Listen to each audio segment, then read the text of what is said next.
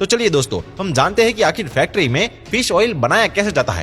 तो बता दें कि फिश ऑयल बनाने की शुरुआत होती है नदियों या फिर समुद्र से मछलियों को पकड़ने से। ऐसी मछलियां जिनमें भरपूर मात्रा में तेल होता है, जैसे कि हेरिंग, ट्यूना, इनकोविज और मैकरल जैसी।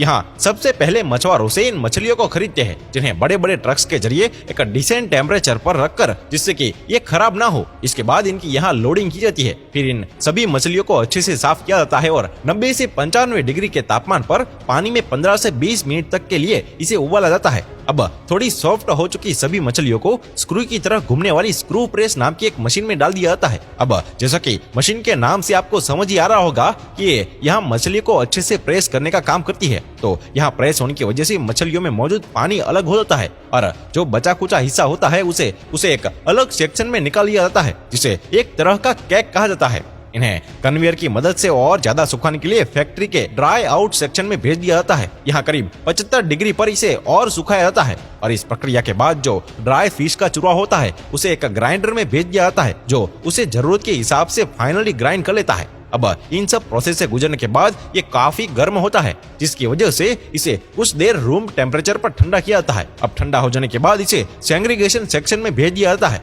जहां जरूरी और गैर जरूरी पार्टिकल्स को अलग कर लिया जाता है। इस दौरान जरूरी पार्टिकल्स की क्वालिटी भी अच्छे से चेक की जाती है। क्वालिटी चेक करने की जवाबदारी फैक्ट्री में सबसे अनुभवी और जिम्मेदार लोगों पर ही होती है, क्योंकि फिश ऑयल न सिर्फ स्पोर्टमैन और जिम वाले लोगों को ही बल्कि सामान्य लोगों को भी रिकमेंड किया जाता है। इसलिए छोटी मोटी कमियों को भी बहुत सीरियसली लिया जाता है और प्रोडक्शन के दौरान ही सभी कमियों को तुरंत ही दुरुस्त कर लिया जाता है। अब बारी आती है उस लिक्विड की जिसे शुरुआत में प्रेसिंग मशीन से अलग किया जाता था। उस लिक्विड को सबसे पहले फिल्टर किया जाता है, जिससे जो सॉलिड मैन्यून पार्टिकल्स उसमें बचे हुए होते हैं वो भी अलग हो जाते हैं। उसके बाद इस फिल्टर लिक्विड को पहले एक गर्म टैंक में और फिर इसे एक सेंट्रीफ्यूज टैंक में भेज दिया जाता है, जहां इस लिक्विड में से प्रोटीन, वाटर और ऑयल को अलग करने का काम होता है। अब जो प्रोटीन वाटर लिक्विड में से निकल जाता है उसे अलग अलग एंजाइम्स में ट्रीट किया जाता है और फिर इसी लिक्विड को फुली कंप्यूटराइज रेपोराइजर में भेजा जाता है और वही जो सॉल्युबल हमारे पास बचता है उसे 35 से लेकर 40% प्रोटीन होता है।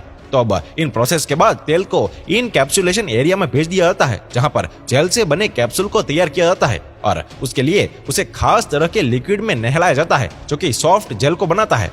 अब पहले तो सॉफ्ट जेल बहुत ही ज्यादा ढीली होती है, लेकिन इसमें लगा तेल धीरे धीरे रिमूव होता है तो वो हार्ड होता हुआ चला जाता है और फिर इन्हीं कैप्सूल को उठाकर बाद में एक अच्छे खासे वक्त के लिए सूखने के लिए छोड़ दिया जाता है। अब इसके बाद मशीन इन कैप्सूल को काउंट करने के साथ साथ इनकी क्वालिटी को भी चेक करती है। और दिलचस्प बात तो यह है कि फिश ऑयल बनाने वाली फैक्ट्री में एक दिन में करीब 5 मिलियन फिश ऑयल कैप्सूल बनाए जाते हैं। वही क्वालिटी चेक में हर पैमाने पर खड़ा उतरने के बाद फिश ऑयल को ग्रेड के हिसाब से नाम दिया जाता है, जैसे कि refined fish oil, blown fish oil और सल्फाइटेड फिश ऑयल।